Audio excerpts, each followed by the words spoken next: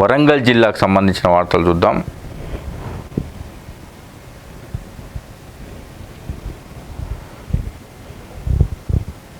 So ఇక వరంగల్లో పచ్చని తోటలో బహుళ అంతస్తుల వైద్య కోట అంటూ ఇక పచ్చలారబోసినట్టుగా భారీ వృక్షాలు, విశాలమైన ప్రాంగణం, మధ్యలో వంకలు తిరిగిన దారి, కాకతీయ వైద్య కళాశాల, ఎన్ఆర్ఐ వైద్యుల భవనం, ఆ పక్కనే అందనంత ఎత్తున అల్లంత దూరాన బహుళ అంతస్తుల వైద్య శిఖరం, దాని వెనకాల ఏకశిలా నగరవాసులు చూడధర్మ అన్నట్టుగా ఉంది కదా ఈ చిత్రం.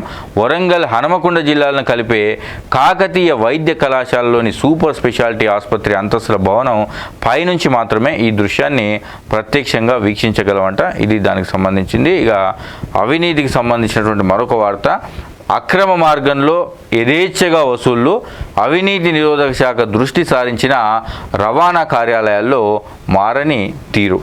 ఇక రవాణా కార్యాలయాల్లో భారీగా అవినీతి దందా నడుస్తుందట.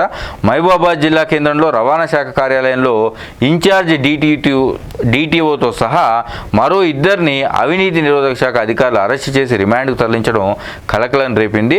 3 నెలల కిందటే ఏసీబీ సోదాలు నిర్వహించి హెచ్చరించిన రవాణా కార్యాలయాల్లో వసూళ్లు ఆగడం లేదు. మధ్యవర్తుల ద్వారా యథేచ్ఛగా కొనసాగుతున్నాయి.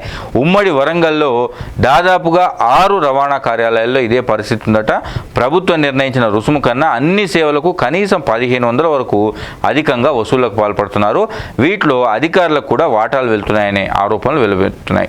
ఇక హనుమకొండ జిల్లా రవాణా కార్యాలయంలో వినియోగదారులు వరుసలో నిలబడి ఉండగా ఓ దళారి కిటికీ ద్వారా అధికారితో మాట్లాడి పనులు పూర్తి చేసుకుంటున్నటువంటి ఫోటో ఇది.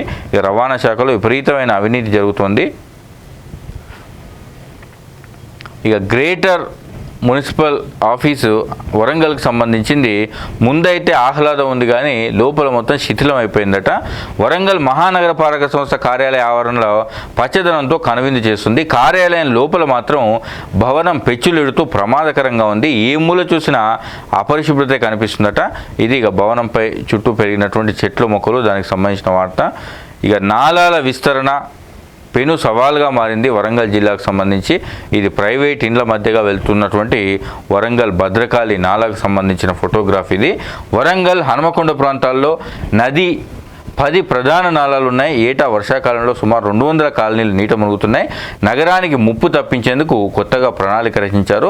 ఇక వరద నీరు పారే నాలాలను విస్తరించాలని వరంగల్ హనుమకొండ జిల్లాల సాంకేతిక నిపుణుల కమిటీలు నివేదిక ఇచ్చినాయి. అయినప్పటికీ ఇవి ఎప్పటికి పూర్తయితావో తెలియని పరిస్థితి. ఇక ఇవి వరంగల్ జిల్లాకు సంబంధించిన వార్తలు.